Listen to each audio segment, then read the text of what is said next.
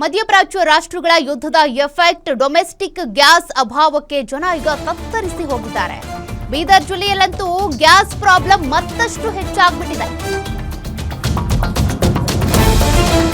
Domestic gas ಅಭಾವಕ್ಕೆ ಈಗ ಜನ ತತ್ತರಿಸಿ ಹೋಗಿದ್ದಾರೆ. ಬೀದರ್ ಜಿಲ್ಲೆಯಲ್ಲಿ ಗ್ಯಾಸ್ ಪ್ರಾಬ್ಲಮ್ ಈಗ ಮತ್ತೆ ಬಿಗಡಾಯಿಸಿದೆ. ಗ್ಯಾಸ್ ಸಿಗದೆ ಸೌದೆ ಒಲೆಯ ಮೊರೆ ಹೋಗಿದ್ದಾರೆ ಬೀದರ್ನ ಜನ. ಗುಡ್ಡಗಾಡು ಪ್ರದೇಶ ಹಾಗೂ ಜಮೀನಿನಲ್ಲಿ ಸೌದೆ ಸಂಗ್ರಹ ಮಾಡ್ತಿದ್ದಾರೆ. ಸುಡೋ ಬಿಸಿಲನ್ನು ಕೂಡ ಲೆಕ್ಕಿಸದೆ ಒಣ ಸೌದೆ ತರ್ತಿದ್ದಾರೆ ನೋಡಿ ಜನರು. ಈಗ ಮತ್ತೆ ಜನರು ಅದೇ ಒಣ ಸೌದೆ, ಅದೇ ಒಲೆ, ಮತ್ತೆ ಒಲೆ ಮುಂದೆ ಕೂತು ಊದುವಂತ ಪರಿಸ್ಥಿತಿ ಬಂದಿದೆ. ನೋಡ್ಲತ್ತೀರಲ್ಲ ಕಷ್ಟ, ನಮ್ಮ ಕಷ್ಟ ನೋಡಿ ಈಗ ಹಂಗೆ ಮಾಡ್ತೀರಿ ಸರ್.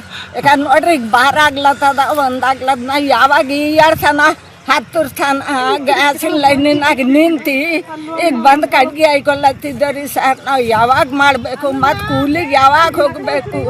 ನಮ್ಗೆ ತೋಲ್ ಕಷ್ಟ ಆಗ್ಲತ್ತದ್ರಿ ಸರ್. ಜರ ನಮ್ಗೆ ಗ್ಯಾಸಿನ ಪ್ರಾಬ್ಲಮ್ ಸಾಲ್ವ್ ಮಾಡ್ರಿ.